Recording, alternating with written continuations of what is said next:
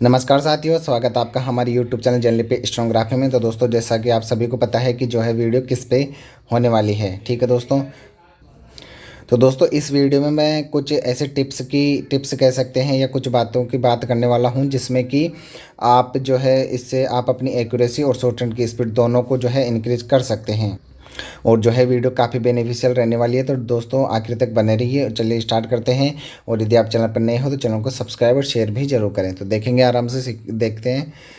तो दोस्तों, जो है अपना पहली जो है टिप है अपनी, डिक्टेशन की स्टोरी को समझने की कोशिश करें या उसे फील करें। ठीक है, आपको करना क्या है, जैसे कोई भी डिक्टेशन हो, किसी भी डिक्टेशन को, वैसे एग्जाम में कह सकते हैं कि थोड़ा सा मिक्सचर मैटर आता है, लेकिन आप यहाँ पे डिक्टेशन लिख रहे हो तो डिक्टेशन की जो है थीम होती है, किसी भी डिक्टेशन की एक टॉपिक जो है स्पेशल टॉपिक पे चलती है डिक्टेशन किसी भी, जैसे आर्थिक व्यवस्था हो गया, भ्रष्टाचार हो गया, जागरूकता हो गया, समाज साहित्य हो गया, संस्कृति हो गया, ऐसे जो है टॉपिक होता है किसी भी डिक्टेशन का। तो उस टॉपिक को पकड़ने की कोशिश किया करो आपकी, हाँ, कि किस जो है डिक्टेशन बोली जा रही है, किस जो टॉपिक पे हो रही है, तो उसको पकड़ोगे तो आपको जो का जैसे पढ़ोगे ना, तो कोई शब्द जैसे दिशा भी बिगड़ गया ना, तो आप उस टॉपिक को ऐसे ध्यान में रखते हुए डिक्टेशन को पढ़ोगे ना, तो जो शब्द गलत भी हो ना, उसको एक अंदाजे के तौर पे आप उसको सही कर पाओगे। ठीक है दोस्तों, ये वाला आप करके देखना, बहुत जो है फ़ायदा मिलेगा आपको। ठीक है, आगे है, डिक्टेशन को लिखते समय कभी भी उसको मन में न दोहराएं। ठीक है, क्या करना है आपको, ये किसी ने पूछा भी था मुझसे। तो आपको करना क्या है, जब डिक्टेशन लिखते हैं ना, तो दोस्तों की आदत क्या रहती है कि उसको मन में गुनगुनाते रहते हैं या मन में चलती रहती है वो, तो वो वाला नहीं करना आपको। हाँ, मानता हूँ कि हैबिट है आपकी, लेकिन ये छूट जाएगी यदि आप कोशिश करोगे। तो इसको दोहराया मत करो, क्योंकि यदि शब्द को आप दोहराते रहोगे और डिक्टेशन चलती रहेगी, तो डिक्टेशन में कोई मानो कि शब्द आगे निकल गया डिक्टेटर, तो आप उस शब्द को छोड़ दोगे। ठीक है, गुनगुनाने के हिसाब से। तो आप डिक्टेशन को कभी भी मन में ना दोहराएं लिखते समय। ठीक है, तीसरा पॉइंट अपना है, डिक्टेशन लिखते समय बार बार ऊपर ना देखें, डिक्टेशन खत्म नहीं हो जाती तब तक नोटबुक में ध्यान रखते हुए एक्टिव रहे। ठीक है, इसका मतलब क्या है, दोस्तों की आदत रहती है कि जैसे कोचिंग में डिक्टेशन लेते हैं तो डिक्टेशन ले रहे हैं, ठीक है, जैसे ही जो है डिक्टेटर कम होता है, टीचर जो बोलते हुए कम होता है डिक्टेशन को, तो ऊपर देखने लग जाते हैं कि अब बोलेगा नहीं बोलेगा। तो ये वाला आप मत करना, ये आपके साथ होता भी होगा, तो ये चीज़ मत किया करो, क्योंकि आप जैसे ऊपर देखोगे और वो शब्द बोल देगा, तो आप जो है एक्टिव थोड़ा सा वो उसमें गड़बड़ हो जाएगी और आप लिख नहीं पाओगे। तो आप हमेशा जब तक डिक्टेशन वो स्टॉप ना बोल दें, तब तक आप जो है नोटबुक में ही ध्यान रखोगे और लिखते रहोगे। ठीक है, चौथा पॉइंट अपना है, डिक्टेशन लिखते समय पेंसिल को खड़ी रखें, मतलब कि उसे बिल्कुल खड़ी समझ रहे होंगे आप। आपको करना क्या है, जो पेंसिल होती है ना, उसको ऐसे गिरा के नहीं पकड़नी, गिरा के ऐसे फिसला के शब्दों को लिखते हैं ना, वैसे नहीं लिखना आपको। पेंसिल को थोड़ा खड़ी टाइप में पकड़ना है। जैसे आपने कभी देखा होगा कि डॉक्टर को लिखते हुए देखा हो, तो डॉक्टर कैसे लिखता है, वैसे ही आपको जैसे लिखना है, पेंसिल को ऐसे खड़ी टाइप में लिखना है, जिससे कि आपके शब्द, जैसे कि पांचवा पॉइंट आया अगला, आउटलाइन को गिरा के ना लिखे, शब्दों को खड़े रह के। जैसे कि आप पेंसिल को थोड़ा खड़ा पकड़ोगे ना, तो आप जो है शब्दों को सही दिशा दे पाओगे और उनको वो शब्द आपके गिरेंगे नहीं। ठीक है, ऐसे खड़े शब्द रहेंगे, ताकि आप अच्छे से समझ पाओगे। आगे वाला है, इसको आराम से पढ़ लें। जो शब्द छूटने की दिक्कत आती है ना आपकी, जैसे शब्द छूट रहा है कोई, तो डिक्टेशन में आपको करना क्या है दोस्तों, कई शब्द छूटते हैं, तो जो शब्द छूट रहा है उस शब्द को छूट ही जाने दो आप। यदि आप कोई शब्द आया, जैसे प्रतिबिंबित आया, तो आप प्रतिबिंबित जैसे मानो डिक्टेशन में लिखा नहीं जा रहा फटाफट से, और आप उसी में अटके हो उसको लिखने की कोशिश कर रहे हो, तो उसको छोड़ दो, नहीं लिख रहा तो एक बार बना के देख लो।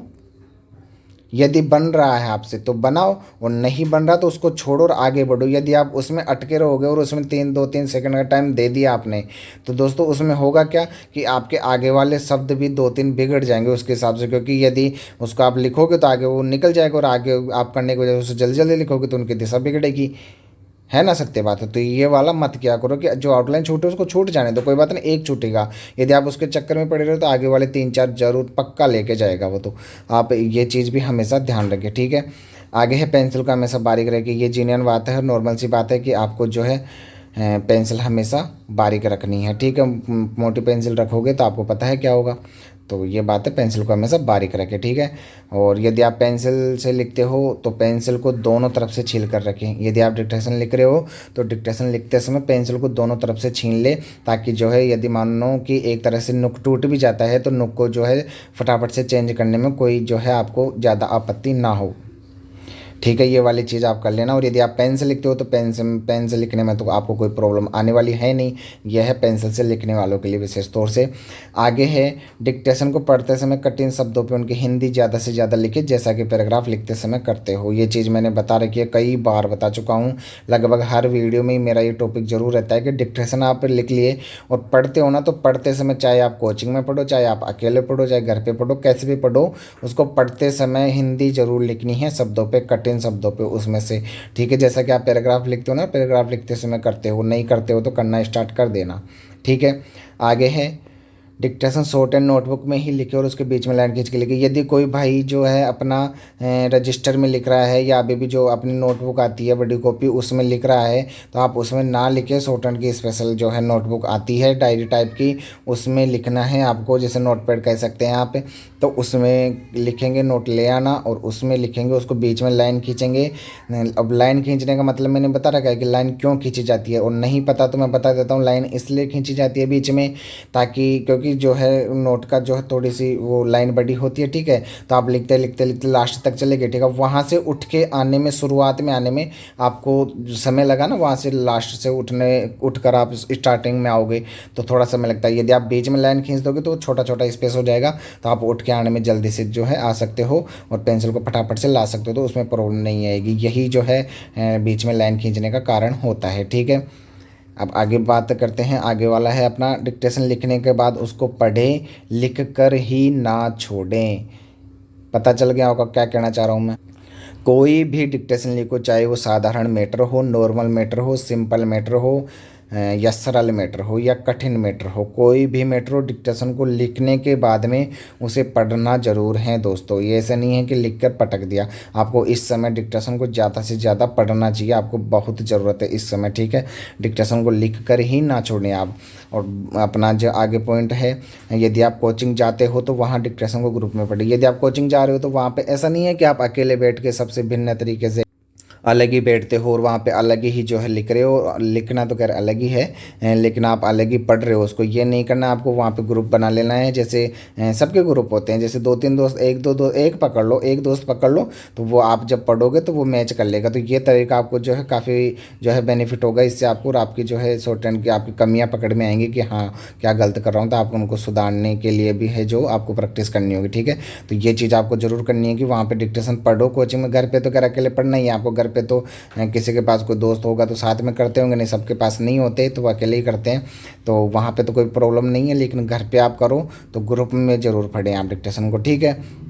अब एक बात आती है, नॉर्मल सी बात है कि पेज पलटते हैं ना तब थोड़ी सी दिक्कत आती है कि पेज चिपक जाता है, पेज उलटता नहीं जल्दी से। तो उसके लिए है कि आप जो है डिक्टेशन लिखते समय कॉपी को, जो अपनी नोटपैड होती है उसको पहले ही चला लो थोड़ी सी, ऐसे पेज को खोलते नहीं ऐसे चला चला के, वैसे जैसे कि आपकी जितनी डिक्टेशन होने वाली 10 मिनट की, तो उसके हिसाब से 10-15 पेज आप चला लो उसके हिसाब से, और उनको थोड़ा सा जो है कॉर्नर से फोल्ड कर लो, थोड़ा सा फोल्ड कर लो, उसको मोड़ लो थोड़ा सा, ठीक है। तो क्या होगा कि उसको पकड़ के, और जैसे ही लास्ट के 1-2 लाइन बचना तो पहले उसको पकड़ लो, और जैसे लाइन भरे तो उसको जल्दी से पलट दो, ठीक है दोस्तों। आपको ये वाला तरीका करना है, ठीक है।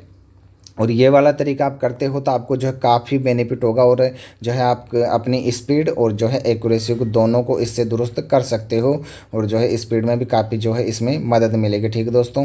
और स्पीड के लिए मैंने विशेष तौर से बता रखा है कि आपको करना क्या है, पैराग्राफ वगैरह लिखना सब कुछ बता रखा है मैंने, तो उस पर भी आपको जो है फोकस करते रहना है और अपनी तैयारी को कंटिन्यू रखिए, गैप नहीं देना है, ना ही तैयारी करने का जो है तरीका चेंज करना है।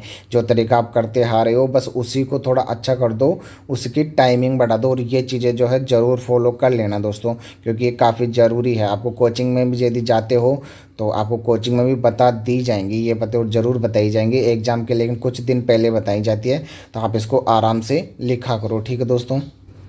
और यदि इसमें आपको कुछ समझ में नहीं आया हो, यदि और इसके अलावा भी यदि आपकी कोई प्रॉब्लम है तो आप मुझसे पूछ सकते हो। इसमें जो है कॉन्टैक्ट नंबर दे दिए गए हैं, तो आप इन पर कॉल करके आराम से अपनी प्रॉब्लम को, कोई भी डाउट को क्लियर कर सकते हो। ठीक है दोस्तों, तो आराम से कीजिए तैयारी, और जो है आपकी जो है रूटीन को बनाए रखिए, उसमें गैप नहीं देना है। मैं फिर से कह रहा हूँ, उसमें गैप बिल्कुल भी नहीं देना है। तैयारी को कंटिन्यू रखिए और इन चीज़ों को फॉलो ज़रूर करें। और पैराग्राफ वगैरह, आउटलाइंस के प्रैक्टिस, और जो है दिन के 2 से 3 जो है आप ट्रांसलेशन भी ज़रूर करो कंप्यूटर पे।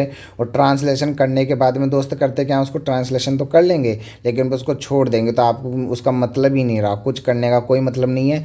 आप ट्रांसलेशन करोगे, ट्रांसलेशन को चेक करोगे, आराम से उसका एनालिसिस करोगे कि क्या गलती आई, हिंदी की कितनी गलतियां हैं, शॉर्ट हैंड की कितनी गलतियां हैं, कितने शब्द छूटे, उन शब्दों की प्रैक्टिस करोगे वहाँ पे लिख के अच्छे से। ठीक है, ये वाला तरीका आप 2 महीने कर लेते हो तो जिनकी 90-95 इतनी भी है वो आराम से कर सकते हैं, और जिनकी 100 है उनको तो प्रॉब्लम है ही नहीं, उनको तो केवल जो है मिस्टेक्स आ रही है उनको सुधारना है, कि जो गलतियाँ आ रही हैं उन पे बस रेगुलर जो है वर्क करते रहना है।